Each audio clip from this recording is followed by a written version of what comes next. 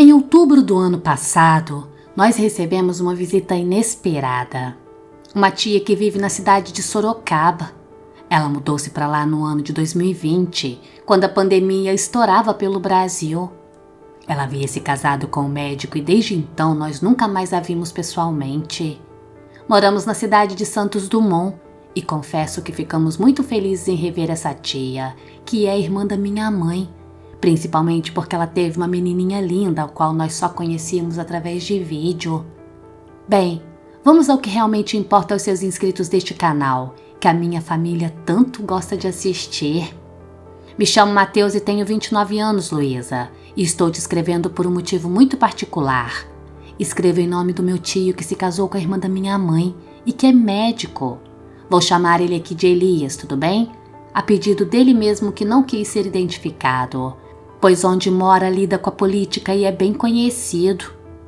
Trabalha com medicina há mais de 20 anos e para ele existe apenas o que a ciência prova e o que os exames mostram. Fim de papo.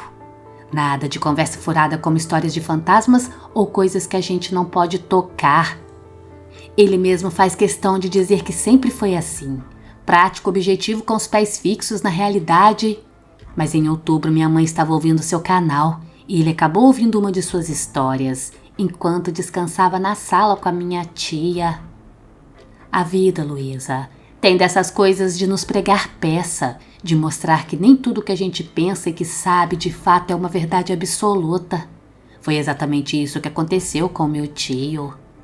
Quando escutou a história do seu canal, ele falou pra gente que também tinha uma história para contar e então pediu que eu escrevesse para mandar para você. Uma história que o tocou de um jeito que nada tinha feito antes. Ele então contou com uma voz pausada e com certas sombras no olhar que me intrigou muito. Uma sombra de algo que o inquietava profundamente. A história que você vai ler aconteceu durante o auge da pandemia do Covid-19. Meu tio contou que estava no plantão noturno da ala clínica do hospital que trabalhava. Ele descreveu aqueles dias como os mais pesados de sua carreira. Falou que era um período de luto constante, com gente morrendo sozinha, sem se despedir dos entes queridos. A equipe médica estava exausta, trabalhando incansavelmente, mas o medo pairava nos olhos de todos os profissionais. A vida naqueles corredores parecia ter se tornado frágil, fina feito papel. Qualquer sopro ela se rasgava, palavras dele mesmo. A fragilidade da existência era vivenciada em cada canto de hospital, em qualquer lugar do mundo. Naquela noite específica, meu tio estava cuidando de 2 pacientes em estado grave. Um deles estava no quarto 312, o outro numa sala isolada, a 313. Essa era um espaço improvisado, usada como apoio porque a UTI estava completamente lotada. A estrutura dos hospitais estavam precárias, mas o que tinham para oferecer naquele momento da crise era aquilo. O paciente da 313 era um senhor de 87 anos, que havia chegado sozinho, sem acompanhante nenhum. Era um homem um pouco triste, e aquela falta de comunicação era a parte que mais incomodava o meu tio. Mas o que realmente o perturbava era o olhar daquele senhor. Um olhar que parecia atravessá-lo e que parecia ver além do que ele estava demonstrando. Um olhar que insinuava que ele sabia algo que meu tio não queria contar, ou que nem mesmo sabia ainda.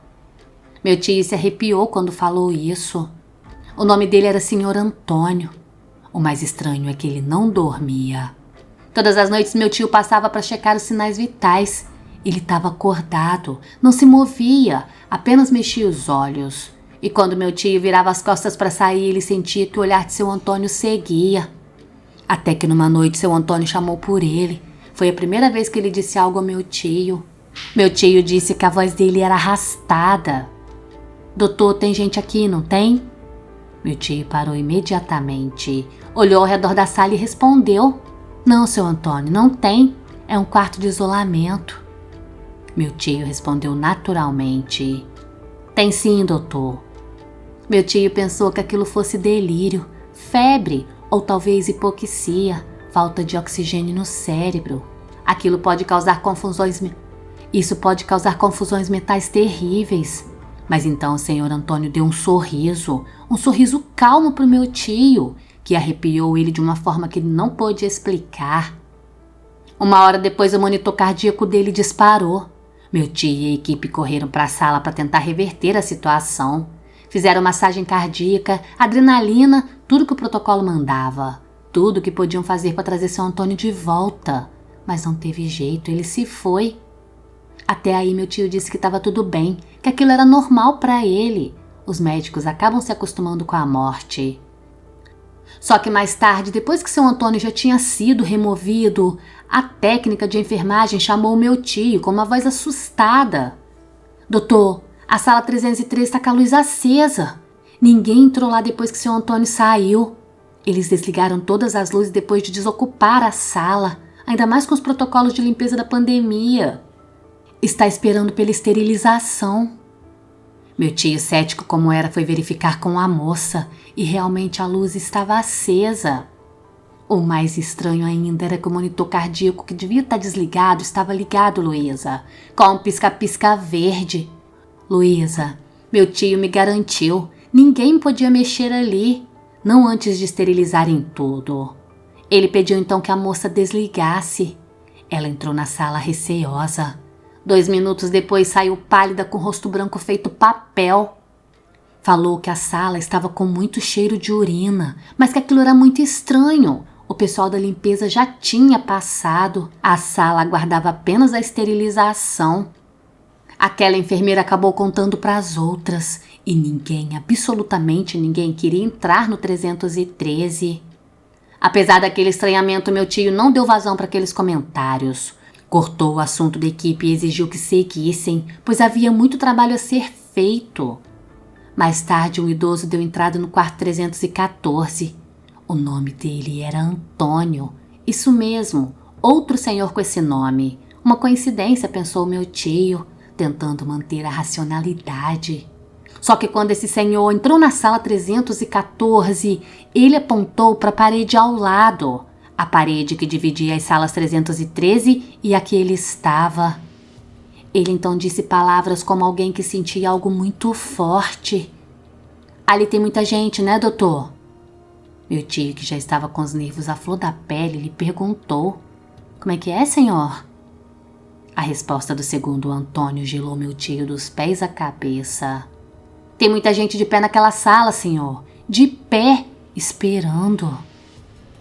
Aquilo, Luísa, arrepiou meu tio e a mim no momento em que ele contou. Ele disse que aquela afirmação do senhor quebrou todas as suas certezas, todos os anos de ceticismo dele. Naquela noite ele disse que não descansou nem por 1 minuto, que ficou sentado escrevendo o prontuário, mas que a mente dele vagava, pensando no que realmente havia acontecido. Ele jurou pra gente, Luísa, jurou por tudo que era sagrado pra ele, que antes de amanhecer os meninos da segurança lhe chamaram para mostrar as luzes acendendo e apagando no quarto 313. Nenhuma pane foi identificada e nada explicava aqueles acontecimentos. Meu tio disse que muitas coisas acontecem em hospitais e que algumas pessoas contam coisas bem mais pesadas que ele, mas que ele sempre tentou manter isso distante de si, porque senão seria muito difícil trabalhar como médico em plantões. Preferiu seguir sem entender os outros lados, que finalmente ele passou a admitir a possibilidade de existência. Escreve isso para essa moça do canal. Fala que médico também vê coisas, só que a gente aprende a chamar apenas de delírio, mesmo não admitindo que nem sempre se trata disso. Obrigado por dar espaço para nossas histórias, Luísa, para as experiências que nos fazem questionar o que realmente sabemos sobre a vida e a morte. Um abraço para todos os seus inscritos.